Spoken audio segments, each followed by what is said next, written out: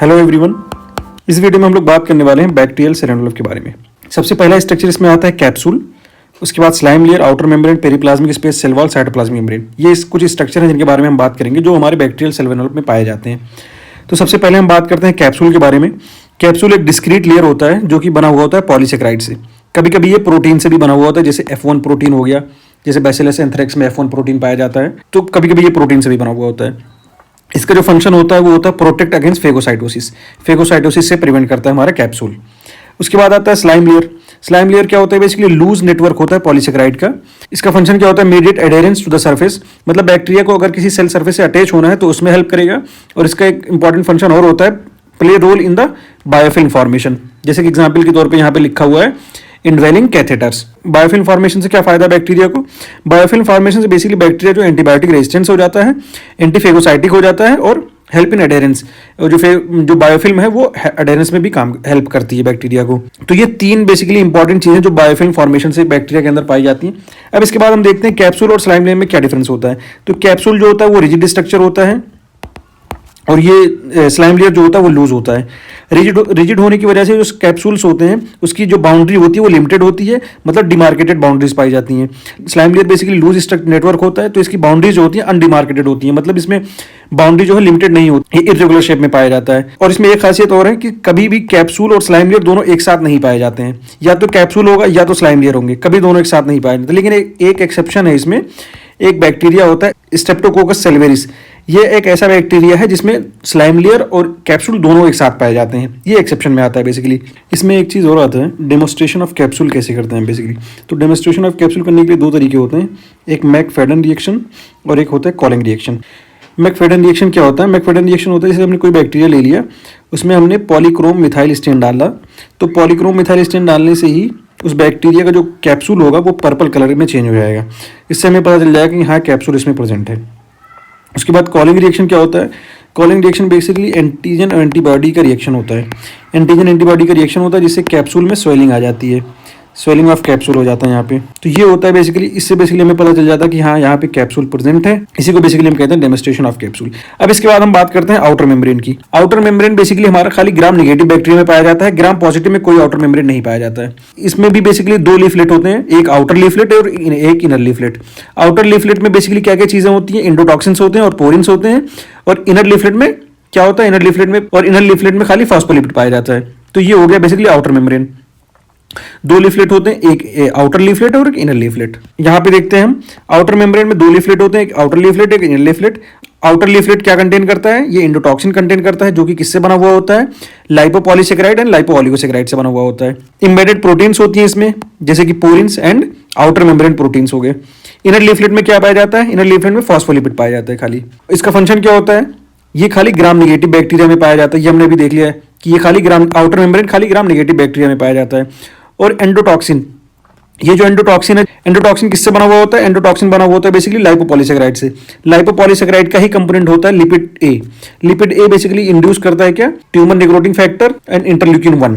और एंटीजेनिक ओ पॉलीसेकेराइड का ही component, lipopolysaccharide का ही कंपोनेंट होता है क्या? एंटीजेनिक ए। जैसे एंटीजेनिक ए हम देखते हैं विडाल टेस्ट में ओ एंटीजन पॉजिटिव जो आता है वो यही एंटीजेनिक टेस्ट होता है। साल्मोनेला टाइफी का जब इन्फेक्शन होता है जिसको हम टाइफाइड कहते हैं, तब हम जब इसमें बेसिकली विडाल टेस्ट कराते हैं तब जो ओ एंटीजन पॉजिटिव आता है ना वो यही होता है, लाइपोपॉलीसेकेराइड का एंटीजन होता है ओ एंटीजन। उसके बाद हम बात करते हैं मोस्ट जो बेसिकली आउटर मेम्ब्रेन प्रोटीन्स होती हैं वो एंटीजेनिक होती हैं। उसके बाद जो पोरिन्स होते हैं, पोरिन्स का काम होता है transport across the outer membrane. ये पोरिन्स का काम होता है बेसिकली। उसके बाद हम बात करते हैं पेरिप्लाज्म का। पेरिप्लाज्म क्या होता है? Wide periplasmic space containing beta lactamase. Basically ये स्पेस होता है जो कि cytoplasmic membrane and outer membrane के बीच में प्रेजेंट होता है। ये साइटोप्लाज्मिक मेम्ब्रेन है, ये आउटर मेम्ब्रेन है, इनके बीच के स्पेस को हम कहते हैं पेरिप्लाज्मिक स्पेस। पेरिप्लाज्मिक स्पेस में क्या होता है? Beta lactamase. बीटा लैक्टामेज क्या होता है? बेसिकली हाइड्रोलाइटिक एंजाइम्स होते हैं। जो भी एंजाइम बेसिकली हमारे साइटोप्लाज्मिक मेम्ब्रेन से निकलते हैं वो इस पेरिप्लाज्मिक स्पेस में आके इकट्ठे हो जाते हैं, ये एक्युमुलेट हो जाते हैं यहाँ पे देखते हैं हम लोग पेरिप्लाज्मिक स्पेस क्या होता है। पेरिप्लाज्मिक स्पेस क्या होता है? Cytoplasmic membrane and outer membrane in gram negative bacteria. ये खाली ग्राम नेगेटिव में पाया जाता है, ग्राम पॉजिटिव में नहीं पाया जाता है। यहाँ ग्राम पॉजिटिव में जब आउटर मेम्ब्रेन ही नहीं है तो आउटर मेम्ब्रेन है ही नहीं तो कहाँ से स्पेस पाया जाएगा। तो इसका फंक्शन क्या होता है, इसका फंक्शन होता है accumulate component exiting gram negative cells including hydrolytic enzyme. Basically hydrolytic enzyme accumulate होता है, जैसे एग्जाम्पल के तौर पर बीटा लैक्टामेज। उसके बाद हम बात करते हैं सेल वॉल की।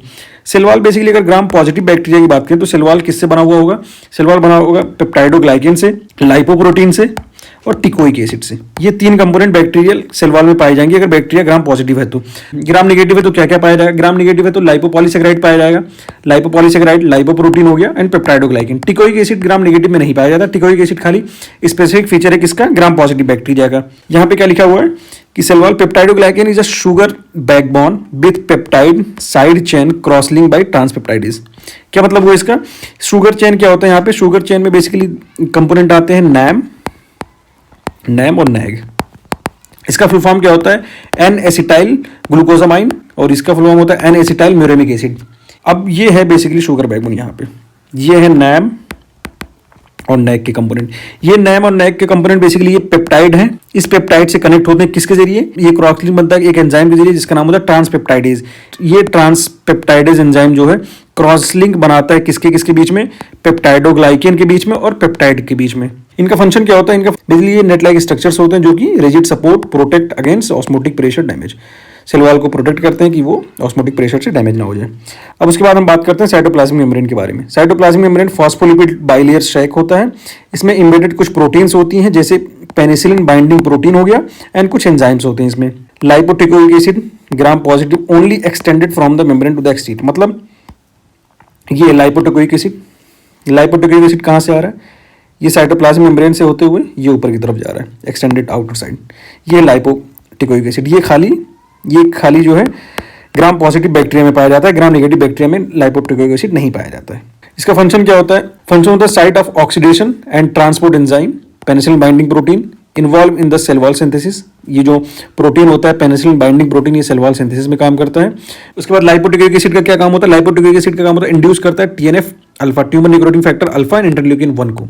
ये ग्राम पॉजिटिव में पाया जाता है, तो ग्राम पॉजिटिव में जो टीएनएफ अल्फा इंटरल्यूकिन 1 को इंड्यूस करेगा वो लाइपोटिकोइक एसिड। एंड अभी इससे पहले हमने पढ़ा था कि ग्राम नेगेटिव में कौन इंड्यूस करता है, तो ग्राम नेगेटिव में इंड्यूस कर लिपिड ए इंड्यूस करता है ट्यूमर निक्रोटिन फैक्टर इंटरल्यूकिन 1 को। तो ग्राम पॉजिटिव में teichoic acid, lipoteichoic acid and gram negative में lipid basically interleukin 1 and tumour necrosis factor को जो है इंड्यूस करता है सेल में एनवेलप। अब उसके बाद हम स्ट्रक्चरली देख लेते हैं। तो सबसे पहले हमने पढ़ा था फ्लैजिलम के बारे में, ये फ्लैजिला है।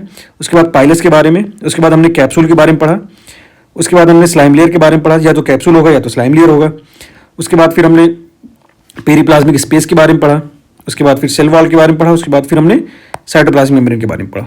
तो ये स्ट्रक्चर है उस सेल एनवेलप का। तो ये हो गया पूरा बेसिकली सेल एनवेलप के बारे में।